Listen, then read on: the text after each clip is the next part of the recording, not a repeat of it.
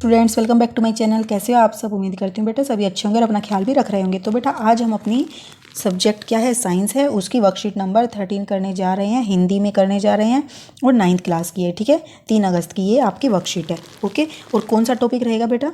परमाणु एवं अणु के बारे में हम पढ़ेंगे। इससे पहले भी हम परमाणु एवं अणु के बारे में काफ़ी वर्कशीट कंप्लीट कर चुके हैं और मैं कहूँगी बेटा आप इसको बुक से भी पढ़ो अपनी। ठीक है, तो आपको अच्छे से क्लैरिटी मिलेगी, एक एक टॉपिक अच्छे से समझ आएगा। ओके, तो चलिए बेटा स्टार्ट करते हैं। जैसा कि जिज्ञासा और ज्ञान आपस में बातें करते रहते हैं, ये अभी बातें चल रही हैं इनकी परमाणु और अणु के बारे में, तो सुनते हैं समझते हैं बेटा क्या बातें कर रहे हैं ये। तो जिज्ञासा दी थी, अगर परमाणु का आकार इतना छोटा है, नगण्य है कि हम उसे देख ही नहीं सकते, तो हम इसके बारे में सोचने या जानने की ज़रूरत क्यों है? हम क्यों जानें? आप सबके माइंड में भी ये सब आता होगा कि हम जानते नहीं, हमने देखे नहीं, फिर भी हम इसके बारे में पढ़े जा रहे हैं।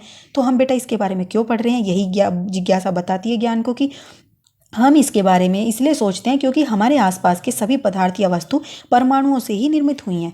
चाहे हम उन्हें देख नहीं सकते हों, लेकिन हमारे प्रत्येक क्रियाकलाप पर उनका प्रभाव पड़ता रहता है। ठीक है, तो बेटा जैसे कि आप समझो कि कबूतर आंख मींच लेता है, अगर उसके आगे बिल्ली आ जाए तो क्या वो बिल्ली चली जाती है? नहीं जाती, वो वहीं पर रहती है।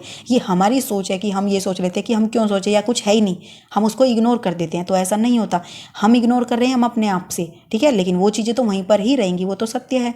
ऐसे ये बोल रही है कि जो ये एटम्स हैं हम इसके बारे में इसलिए पढ़ रहे हैं क्योंकि ये हमारी जो डेली लाइफ होती है, हम कुछ भी चीज़ें करते हैं लाइफ में, उन सभी चीज़ों को अफेक्ट करती है। जैसे कि हम बोल भी रहे हैं, तो ये बेटा जो कण हैं, एटम्स हैं एयर के अंदर, वो क्या कर रहे हैं? वाइब्रेट कर रहे हैं, उसी से साउंड प्रोड्यूस हो रही है और वो साउंड आप तक मेरी जा रही है। ठीक है, अगर ऐसा नहीं होता तो आप लोग मेरी साउंड को भी नहीं सुन पाते। ठीक है, तो ये हमें क्या कर रहे हैं? अफेक्ट कर रहे हैं, इसलिए हमें इसके बारे में जानना चाहिए। एक रसायन जिसका नाम था डाल्टन, एक रसायनक, ठीक है, मतलब कि एक वैज्ञानिक, ठीक है, या कह सकते हो कि जो हमारे वैज्ञानिक थे, साइंटिस्ट थे, वो कौन से थे? डाल्टन। ठीक है, उन्होंने क्या किया? ने पदार्थों की प्रकृति के बारे में एक आधारभूत सिद्धांत प्रस्तुत किया। तो उन्होंने बेटा पदार्थों की प्रकृति के बारे में कुछ समझाने के लिए डिटेल में एक सिद्धांत प्रस्तुत किया, आधारभूत, जो कि क्या था? जो रासायनिक संयोजन के नियमों पर आधारित था। तो ये इंपॉर्टेंट लाइन है बेटा कि वो किस पर आधारित था? रासायनिक संयोजन के, कि मतलब हम कौन से रसायन को किसके साथ मिलाएंगे और कितनी क्वांटिटी में मिलाएंगे, तो इसके ऊपर ये आधारित था। ठीक है, आप इसके बारे में अपनी बुक में भी पढ़ सकते हो। इस सिद्धांत के अनुसार सभी पदार्थ, यानी कि चाहे वो तत्व हो, यौगिक हो या मिश्रण हो। अब तत्व क्या होते हैं बेटा? तत्व होते हैं जैसे कि O2 हो गया, तो ये क्या है? तत्व है। यौगिक क्या होते हैं बेटा? जैसे मैं बोल दूँ CO2, तो यहाँ पर C का भी मतलब कि कार्बन का भी एटम है और किस अणु है, और ऑक्सीजन का भी अणु है। ठीक है, तो इन सब ने मिलाकर क्या बनाया? कंपाउंड बनाया। और ये कंपाउंड जो होते हैं बेटा फिक्स रेशो में होते हैं, यानी कि ऑक्सीजन के 2 मॉलिक्यूल ही होने चाहिए और कार्बन का 1। अगर आप कार्बन के 2 कर दोगे तो यहाँ पर आपको ऑक्सीजन के 4 करने पड़ेंगे। ठीक है, तो फिक्स रेशियो होना चाहिए यौगिक में। और मिश्रण बेटा वो होता है कि मिश्रण में चाहे आप 1 किलो चीनी ले लो, चाहे 1 चम्मच चीनी, तो वो मिश्रण ही कहलाएगा अगर आपने उनमें दोनों को आपस में मिक्स किया। तो चाहे आपने कोई भी क्वांटिटी छोटी ज़्यादा ली हो, तो वो मैटर नहीं करती कि कितना आपने रेशियो लिया है। मतलब कि अनबैलेंस कह सकते हो, वो होता है मिश्रण। ठीक है, तो ये सारे सूक्ष्म कणों यानी कि परमाणुओं से मिलकर बने हैं। ओके, तो एटम्स को ही बोलते हैं बेटा परमाणु। ठीक है, अब बेटा ये जो डाल्टन का परमाणु सिद्धांत था, ये इंपॉर्टेंट है बेटा इस चैप्टर का आपका टॉपिक। तो उसने कौन कौन से सिद्धांत दिए थे उसके बारे में जानते हैं। सभी पदार्थ ठोस हो, द्रव हो या गैस हो, सूक्ष्म कणों से मिलकर बने होते हैं। ठीक है, ये हम जान चुके हैं कि जितना भी कोई भी चीज़ है, छोटी से छोटी चींटी भी, वो भी बहुत सारे कणों से मिलकर बनी है। कौन से? परमाणुओं से, जिन्हें हम परमाणु कहते हैं। परमाणु वह सबसे छोटी इकाई हैं जो रासायनिक अभिक्रिया में भाग लेते हैं। ठीक है, तो जैसे आप कह सकते हो भवन के निर्माण में सबसे छोटी इकाई क्या कहलाएगी? ईंट। वो क्या कर रही है? ईंट के द्वारा ही हम क्या बना पा रहे हैं? भवन बना पा रहे हैं।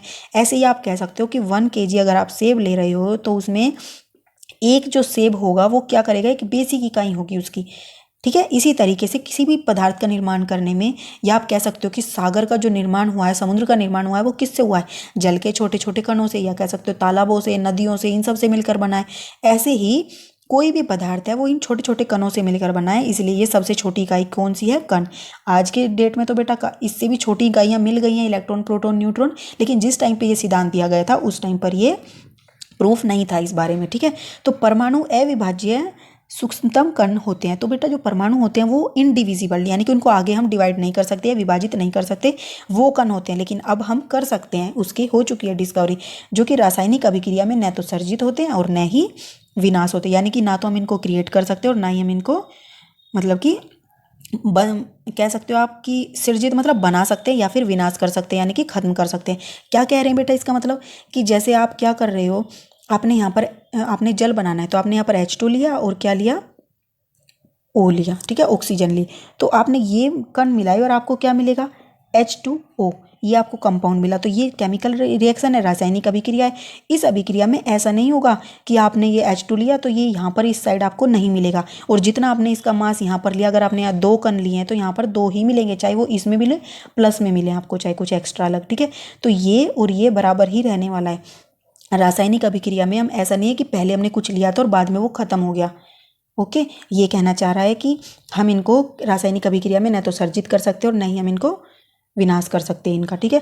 किसी भी दिए गए तत्व आपको पता चल गया, यौगिक के परमाणुओं का आकार, द्रव्यमान, रासायनिक गुणधर्म सदा एक समान होते हैं। तो बेटा कोई भी जो आपको तत्व दिया होता है, यौगिक दिया होता है, उनके जो परमाणु होते हैं उनका आकार एक जैसा होता है, द्रव्यमान भी एक जैसा होता है, रासायनिक गुणधर्म भी एक जैसा होता है। जैसे कि हमने अभी बात की Cl2, तो Cl2 में कितने हैं बेटा क्लोरीन के, 2 एटम्स हैं, तो 2 ही रहेंगे तभी हमारी Cl2 बनेगी। ऐसा थोड़ी कि 3 एटम ले लोगे आप Cl के तो बन जाएगी आपकी क्लोरीन, नहीं, 2 ही होने चाहिए, ठीक है। तो उनका क्या हो गया, द्रव्यमान सेम हो जाएगा, 2 ही होंगे, और आकार भी सेम ही रहेगा अगर 2 हैं और वही है सेम, और उनकी प्रकृति भी एक जैसी रहेगी, ठीक है। तो ये बोलना चाह रहे हैं कि जितने होंगे उतने ही लेंगे तो सेम ही रहेगा, ठीक है। अब आप हो तो आप चाहे यहाँ रहो चाहे आप दूसरे कमरे में चले जाओ अपने, तो आप ही रहोगे, वो अलग तो हो नहीं जाओगे दूसरे कमरे में जाकर, ठीक है। अब ऐसे ही बेटा नेक्स्ट क्या बोला गया है कि वैसे ही भिन्न भिन्न तत्वों के परमाणुओं के द्रव्यमान एवं रासायनिक गुणधर्म भी भिन्न होते हैं। तो अब बोल रहे हैं बेटा, जैसे आपने यहाँ पर क्या ले लिया, क्लोरीन, और आपने दूसरा ले लिया O2 या CO2, तो इसका और इसका, इनके आकार, साइज और रासायनिक गुणधर्म अलग होंगे, क्योंकि इसमें जो है क्लोरीन के हैं 2 और इसमें क्या है, CO2 के हैं, इसमें O2 के हैं। तो ये इनमें आकार, द्रव्यमान और रासायनिक गुणधर्म क्या होंगे, अलग अलग होंगे। ओके, अब बेटा क्या बोला गया नेक्स्ट, अलग अलग तत्वों के परमाणु एक पूर्ण संख्या से निश्चित अनुपात में मिलकर यौगिक बनाते हैं। तो अलग अलग तत्वों के परमाणु, ठीक है, अलग अलग तत्वों के परमाणु मतलब क्या है बेटा, जैसे कि आपने क्या लिया, H2 ले लिया, ये तत्व हो गया, एक आपने क्या ले लिया, O2 ले लिया, ठीक है। अब आपने इससे क्या बनाया, आपने एक कंपाउंड बनाया जो कि क्या है, जल, H2O। तो आप ये कैसे बना सकते हो, तो इनका कुछ ना कुछ क्वांटिटी लेनी पड़ेगी आपको, ठीक है। जैसे यहाँ पर क्या है, ऑक्सीजन 1 मिला है और यहाँ पर हाइड्रोजन 2 मिले हैं, तो यहाँ से क्या लेना पड़ेगा, हाइड्रोजन 2 हो गए, तो ऑक्सीजन को हमें बैलेंस करना पड़ेगा। तो यहाँ हमने क्या लिया, 2H2 ले लिया, तो यहाँ पे अब हम क्या लगा सकते हैं, 2 लगा सकते हैं, तो 2H2 ये 4 हो गए टोटल यहाँ, और ऑक्सीजन के भी 2 हो गए। तो मतलब कि हमें यहाँ पर एक तो होल नंबर में लेना, हम यहाँ ये नहीं कर सकते कि हम 1.2H2 ले लेंगे, नहीं, हम सिर्फ होल नंबर, पूर्ण संख्या लेंगे, 2 लेंगे, 3 लेंगे, 4 लेंगे, कुछ भी ले सकते हैं, लेकिन हम ये नहीं लेंगे, और वो भी फिक्स होगा हम कितना लेंगे। तो हम H2 बनाने के लिए यहाँ पर 2H2 लेते हैं और O2 लेते हैं, ठीक है। यही लेना पड़ेगा हमें बार बार, तभी हमें क्या मिलेगा, जल मिलेगा। तो अलग अलग तत्वों से परमाणु बनाने के लिए पूर्ण संख्या में निश्चित अनुपात में मिलाकर ही हम यौगिक बना सकते हैं, ठीक है। नेक्स्ट है बेटा, किसी भी यौगिक में परमाणुओं की सापेक्ष संख्या एवं प्रकार निश्चित होते हैं। तो कोई भी यौगिक हो, अब यौगिक आपको पता चल गया कि 2 अलग अलग तत्वों को मिलाने से जो बनता है एक निश्चित रेशियो में, एक निश्चित संख्या में या अनुपात में मिलाने पर जो हमें मिलता है यौगिक, वो क्या है, परमाणुओं की उनकी सापेक्ष संख्या और प्रकार निश्चित होते हैं। यानी कि H2 है, H2O को आप कोई भी बात करो, ठीक है, कहीं भी बात करो तो वो H2 में कितने रहेंगे, हाइड्रोजन के 2 ही रहेंगे, ठीक है, और ऑक्सीजन का 1 मॉलिक्यूल या कह सकते हो आप 1 परमाणु ही रहेगा, ठीक है। तो इनकी संख्या बराबर रहने वाली है और निश्चित रहने वाली है, रेशो भी सेम रहने वाला है। अगर आप यहाँ पर अगर H4 ले लेते हो तो आपको ऑक्सीजन को क्या करना पड़ेगा, 2 लेना पड़ेगा। क्यों, क्योंकि जब आप इसको डिवाइड करोगे तो क्या होएगा, 1 और ये 2 रेशो, ठीक है। जैसे आप घर में समझो कि 2 बहन भाई हैं, पहले आपको क्या दिए, छोटे भाई को 5 रुपये देने होते हैं और बड़े को 10, लेकिन अगर इस बार बड़े को 20 दिए तो छोटे को 10 देने पड़ेंगे, ठीक है। तो ये एक अनुपात रहेगा, ठीक है, एक रिलेटिव नंबर सेम रहेगा, जितना आपका बढ़ा उतना ही उसका भी बढ़ना चाहिए, तभी वो बनेगा यौगिक। या घर में कह सकते हो शांति रहेगी, नहीं तो छोटा भाई बड़े भाई से लड़ पड़ेगा, समझ गए। अब बेटा कुछ क्वेश्चंस कर लेते हैं इससे रिलेटेड, ये हैं, अब आइए प्रश्न करते हैं। सभी पदार्थ सूक्ष्म कणों यानी कि परमाणु से बने होते हैं। परमाणु वह सबसे छोटी इकाई है जो क्या हो, रासायनिक अभिक्रिया में भाग लेते हैं, ठीक है। डाल्टन की परमाणु सिद्धांत डैश के नियमों पर आधारित है। तो बेटा हमने क्या किया था, रासायनिक संयोजन हमने अभी पढ़ा था, तो उसके नियमों पर आधारित है ये। नेक्स्ट क्या है बेटा, किसी भी रासायनिक अभिक्रिया में परमाणु को न तो हम सर्जित कर सकते हैं और न ही हम उसका विनाश कर सकते हैं, ठीक है।